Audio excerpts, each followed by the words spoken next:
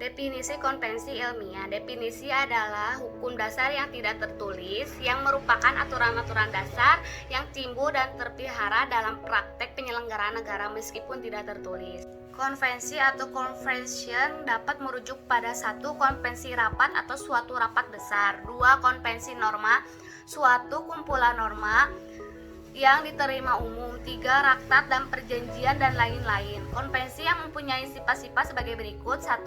Merupakan kebiasaan yang berulang kali dan terpelihara dalam praktik penyelenggaraannya. 2. Tidak bertentangan dengan undang-undang dasar dan berjalan sejajar. 3. Diterima oleh seluruh rakyat.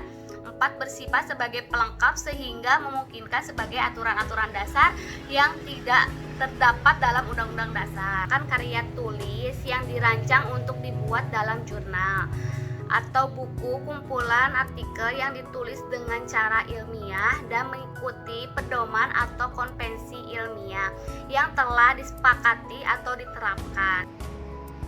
Pengertian konveksi naskah. Konveksi naskah adalah penulisan naskah karangan ilmiah yang berdasarkan kebiasaan atau aturan yang sudah lazim dan sudah disepakati secara nasional maupun internasional.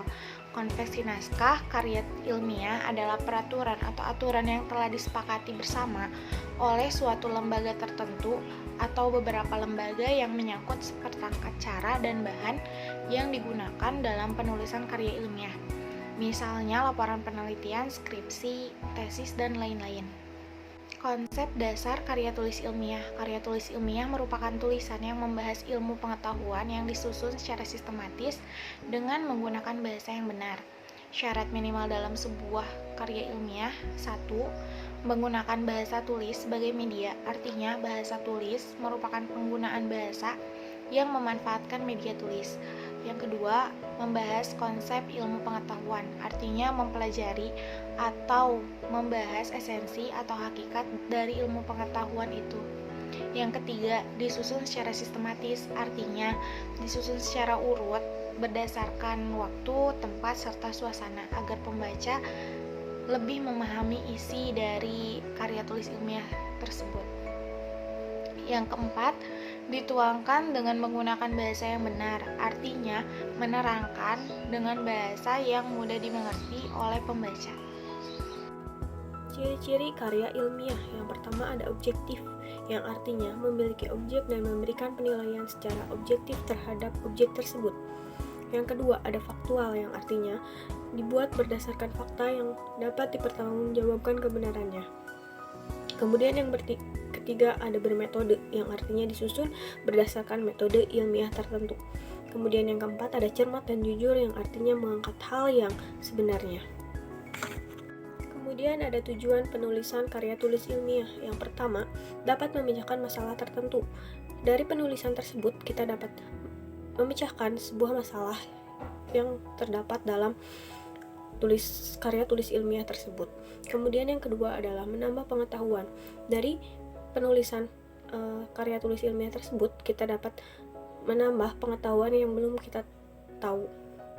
Kemudian yang ketiga adalah membina kemampuan menulis ilmiah, yang dapat membina kita dalam membuat karya tulis ilmiah. Fungsi penulisan KTI.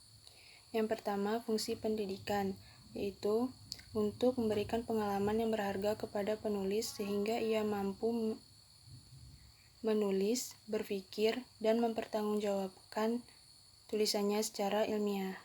Yang kedua, fungsi penelitian, yaitu berguna untuk peneliti dalam mempraktekkan prosedur ilmiahnya. Yang ketiga, fungsi pengembangan, berguna mengembangkan ilmu pengetahuan. Selanjutnya, jenis-jenis karya tulis ilmiah. Yang pertama, karya ilmiah pendidikan seperti skripsi, tesis, disertasi, paper, dan praskripsi. Yang kedua, karya ilmiah penelitian seperti makalah, laporan hasil penelitian, jurnal penelitian. Yang ketiga, karya ilmiah referensi. Digunakan untuk dasar atau gagasan lewat fakta-fakta yang telah diuji, seperti kamus dan ensiklopedia. Saya akan memaparkan materi yang terakhir, yaitu tentang sistematika karya tulis ilmiah. Nah, dalam sistematika karya tulis ilmiah ini harus terdiri dari yang pertama halaman judul, lalu halaman persetujuan, yang ketiga halaman pengesahan, yang keempat halaman persembahan, yang kelima kata pengantar, yang keenam ada daftar isi, yang ketujuh ada daftar gambar dan tabel, yang kedelapan ada bagian isi yang terdiri dari bab 1 sampai bab 5. Bab 1 terdiri dari pendahuluan, bab 2 kajian teori, bab 3 metodologi penelitian, bab 4 hasil penelitian dan pembahasan, dan bab 5 itu penutup. Lalu poin yang ke-9 itu ada daftar pustaka, dan yang terakhir diakhiri oleh lampiran-lampiran. Terima kasih.